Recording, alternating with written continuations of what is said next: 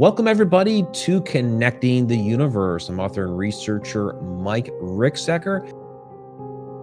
Tonight's topic is supernatural hotspots, and this is related to some of the material that we've been covering here lately. But we're going to actually get into some specifics here with this. And so I posted the question: at which hotspot have you experienced the most supernatural activity, and what happened? First one is from Michelle Hamilton. She said, Gettysburg. I've heard things on the battlefield, smelled 19th century cologne twice along Hospital Row in the town, had photographic evidence at the Ginny Wade house. First, let's kind of define a hotspot. All right. So these are areas of the world which are seemingly more energetic in nature, where we receive a greater than average number of reports of whether it's paranormal activity, UFO activity, sightings of other strange phenomenon, could be cryptid sightings, fairies, light beings, light anomalies, all these different things. And there seems to be more of them in certain areas of the world. We've kind of covered a lot about like ley lines, stone circles, of course, the pyramids and things like that. We're going to talk about some other locations here, and I saw that there were some questions in relation to this. I know Jen asked about Sedona for the monthly Q&A. So yeah, these would be some of these are like vortex areas, triangle areas, anything that's seen a plethora of anomalous activity. I said we're going to get into specifics, so we're going to start at a location that's been really popular lately, and I'm not talking Alaska Triangle. I will briefly cover Alaska Triangle, but I've talked a lot about the Alaska Triangle throughout our classes, and that is a popular topic. But we're going to start with Skinwalker Ranch out in the Uinta Basin in Utah. Of course, the current owner is Brandon Fugel. He's a Utah real estate entrepreneur. Prior to him, it was owned by Robert Bigelow, who's an aerospace engineer, and they were actually, trying to do some scientific tests out there, and that's kind of, Brandon's thing, along with the television show now. Before we dive into the goings-on at Skinwalker Ranch, let's first define what in the heck is a skinwalker to begin with. So basically, skinwalkers are a Navajo legend, and they are reported to be out there on the ranch. They are shape-shifting entities that live in and amongst the Navajo tribes. They're originally a medicine man or a shaman who has basically chosen an evil path, takes on the form of an animal to inflict suffering on others. So shapeshifters, shifts a shape from man to beast.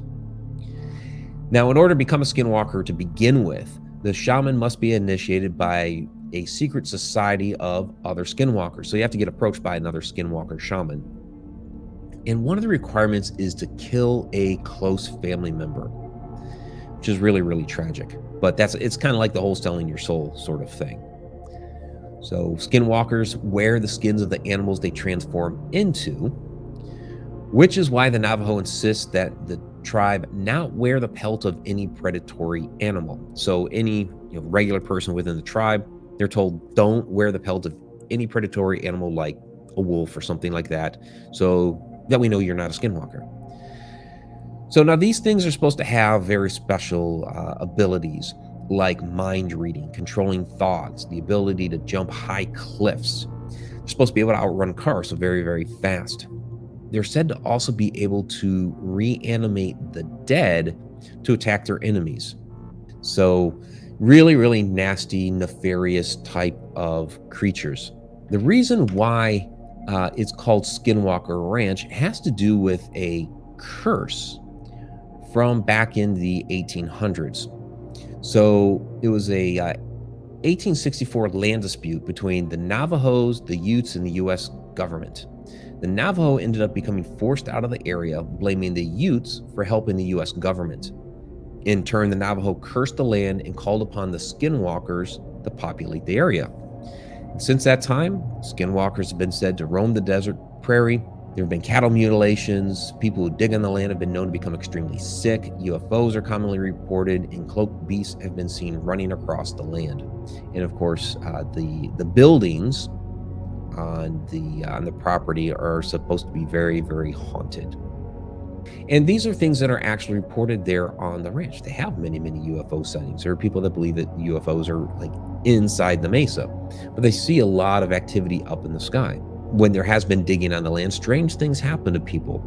There are a lot of strange things that happen around the buildings on the property when they talk about Homestead 2, which is kind of an abandoned area. There's a lot of strange things that have happened out there. So let's get into what's going on there now. What's been the ballyhoo with the television show?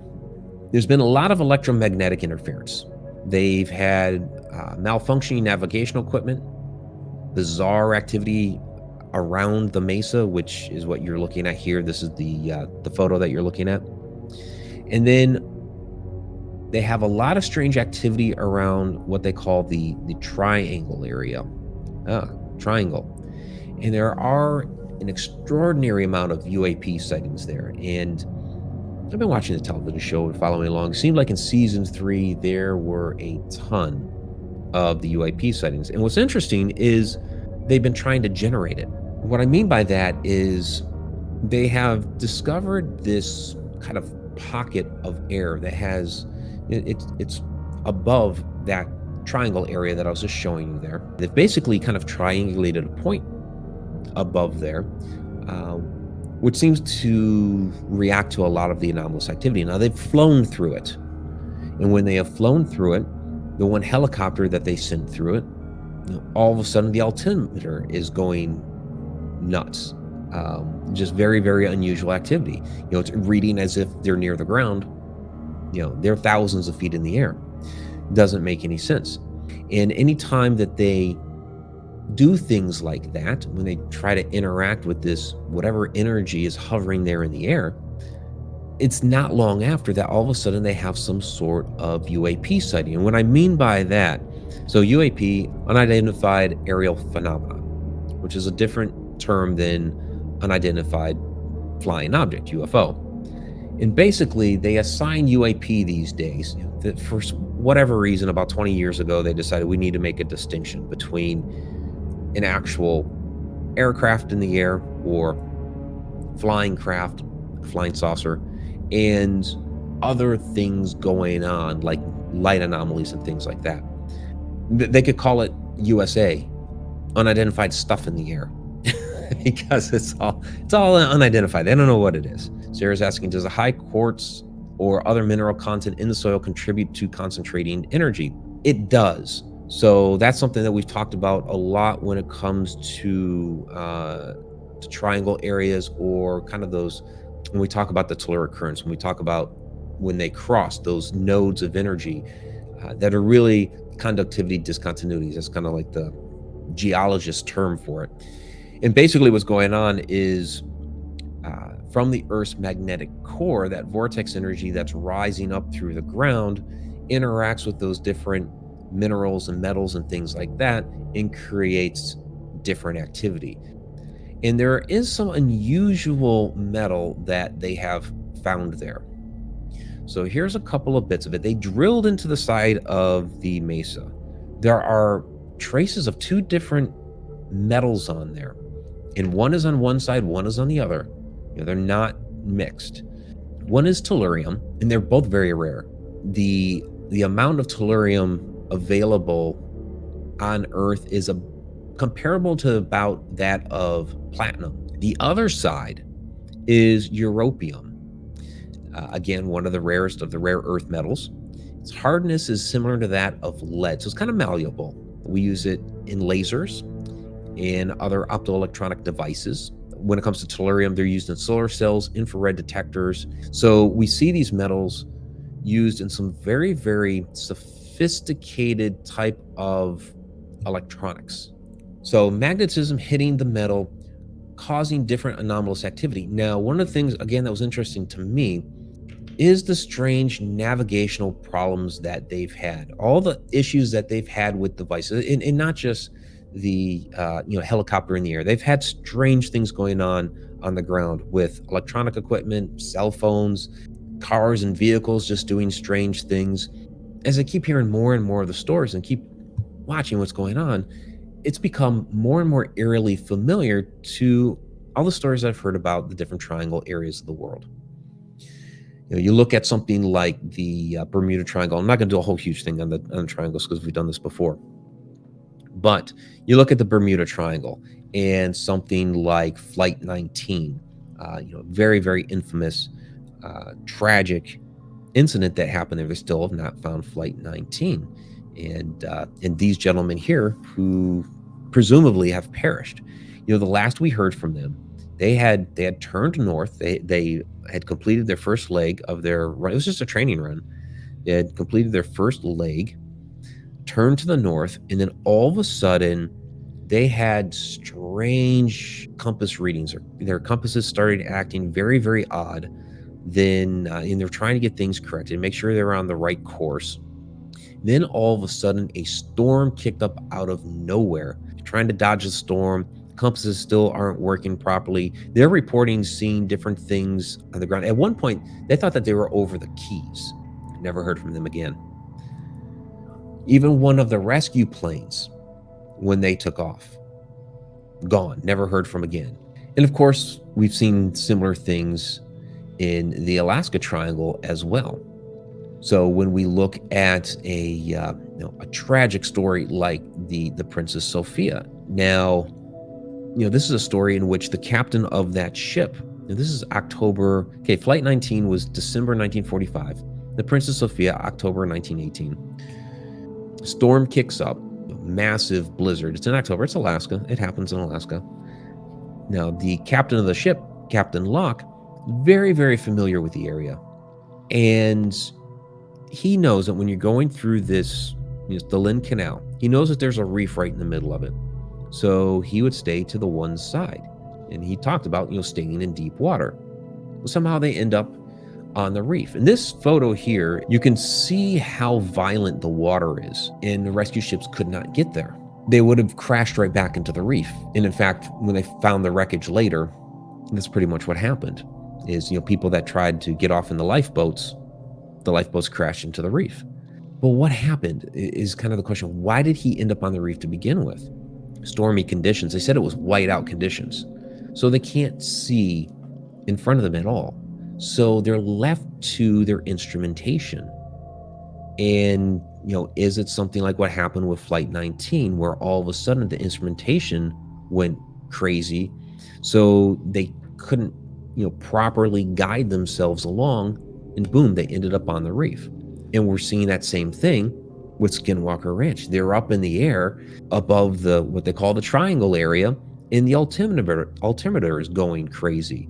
And so then that also brings us to the Douglas Skymaster and the missing airplanes in the Alaska Triangle. That gets taken a step further into, okay, did they also pass through some sort of portal into another dimension? They did travel through another dimension to another point in time. Did they end up back in time, say? And I always throw out the idea of 500 years ago, and what would the natives have thought of an airplane if they saw it 500 years ago, because they have no context for it. So maybe that's where some of the Thunderbird legends come from. So we've talked about a bit about the Conjuring House before. This is a hot spot paranormal location. So, what's powering what's going on here? Extremely, extremely haunted location. Stories have been coming out of there for decades. And I've captured stuff like this, which I call interdimensional phasing. You see, like, beyond that door, everything shifted to the right, where everything in the foreground is completely still. And there's a lot of things that have happened in that room beyond. Of course, a lot of things have happened throughout the entire house. And some people say, well, it's the land. Okay, sure. There's been a lot of Native American activity on the land. Is there something within the structure of the ground? When it comes to the house specifically, you have in the basement the well room, and I think a lot of what's going on there stems from that. And you can kind of create this, and the ancient Egyptians and other cultures would create different things like this. You have the well room, so there's an open hole in the ground. It's a well, still filled with water to this day. The walls are made of limestone, and then they're capped with granite blocks.